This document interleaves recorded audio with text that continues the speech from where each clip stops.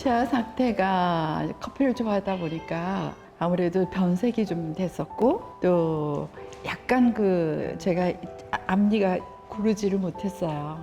그래서 그게 좀 불편해서 그때 좀 상담을 받으러 갔었죠. 활짝 웃는 거를 잘 안 했어요. 왜 그러냐면 일단 이렇게 눈가에 주름도 있고 웃었을 때 이제 변색이 된 그 치아 때문에 아무래도 조금 조심했죠. 웃는 거를.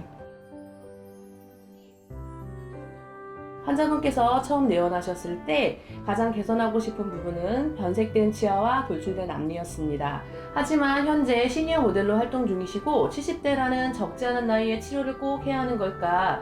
음식을 먹는데 문제가 없는데 시간만 낭비하고 고생만 하는 건 아닐지 고민이 많다고 하셔서 바로 결정 안 하셔도 되니 보철과 원장님과 상담 후 충분히 고민을 해보시라고 안심을 시켜드렸습니다.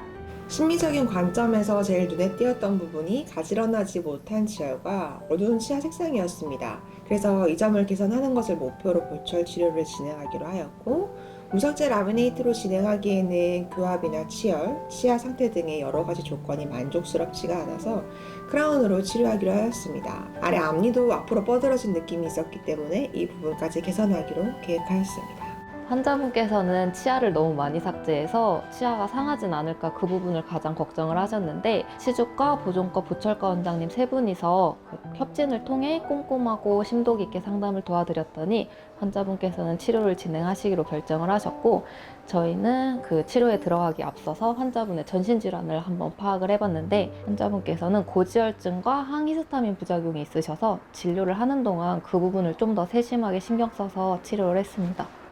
아래 앞니의 치축이 바깥쪽으로 기울어져 있었기 때문에 엣지 뚜 엣지, 반대교합 양상까지 보였고, 이로 인해서 치경부 어프레션까지 있었기 때문에 정상교합으로 치축을 세워서 보철을 제작하기로 하였습니다. 그래서 3개의 치아는 신경치료를 진행을 하였고, 다른 치과에서 진행하셨던 임플란트 크라운도 재제작하기로 하였습니다. 환자분의 경우에는 아래 앞니 신경관이 석회화가 진행이 많이 되어 있어서 치료가 상당히 어려운 케이스에 속했는데요. 그런 경우에는 이제 일반적인 맨눈으로는 치료가 조금 어렵습니다. 저희 병원에는 미세 현미경이 있어서 미세 현미경으로 빠르고 정확하게 신경 치료를 잘 진행할 수 있었고, 치료 중에 이제 설명드린 주의사항도 환자분께서 잘 지켜주셨고, 통증이나 불편감 없이 환자분께서 편안하게 진료를 잘 받으셨습니다. 임플란트를 포함해서 위아래 육전치와 웃을 때 보이는 첫 번째 작은 어금니까지 총 16개의 치아를 다듬어서 임시치아를 장착해드렸습니다. 미리 준비해둔 임시치아를 구강 내에 시작하고 환자분께서 원하시는 형태로 원내 기공실에서 수정한 뒤에 임시 접착해드렸습니다. 실제로도 모델 활동을 하고 계셨기 때문에 임시치아임에도 심미적인 부분을 많이 고려를 해서 제작을 해드렸습니다. 임시치아를 2주 사용 후 불편한 점이 있는지, 발음은 잘 되는지, 모양은 마음에 드시는지 확인차 내원하셨습니다. 보철과 원장님과 상의 후 환자분이 희망하시는 부분을 최대한 반영해드리기 위해 오랜 시간 심도 있게 상담을 진행했습니다. 최종 보철물 제작을 위해서 치아를 다듬고 인상을 체득하는 날에 환자분 구강에 원래 있던 임플란트 어버트먼트를 유지를 한 채로 보철을 제작을 할지 아니면 그 어버트먼트도 교체를 할지 환자분과 논의를 했는데, 환자분께서는 앞니의 그 돌출 정도를 좀 개선을 하고 싶어 하셔가지고 중간 기둥인 그 임플란트 어버트먼트도 교체하기로 결정이 되었고요. 보철물 제작 기간을 고려해서 2주 뒤로 예약을 잡아드렸습니다. 치아 색깔이나 모양은 날씨나 조명에 따라서도 그 느낌이 달라지기 때문에 임시 접착 상태에서 실제 촬영도 해보시고 일상생활도 해보신 뒤에 최종 접착을 해드리기로 했습니다. 임시 접착제로 최종 보철물을 장착해드린 다음날 환자분께서 유선상 색상이나 모양은 너무 마음에 드는데 양쪽 송곳니 보철물이 길어 음식을 씹을 때마다 치아가 깨질 것 같아 불안하다고 후기를 상세히 말씀해 주셔서 다음 치료 예약을 잡아드렸던 게 기억에 납니다.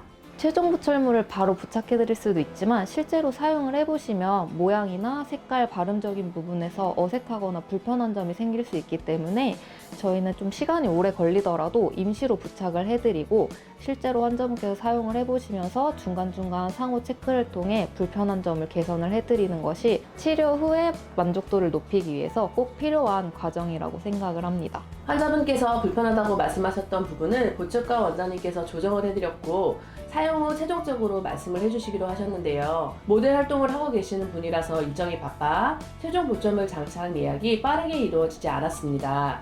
약 3개월 후 환자분께서 일정이 가능하다는 연락을 해주셔서 최종 보철물 장착을 위한 예약을 잡아드렸습니다.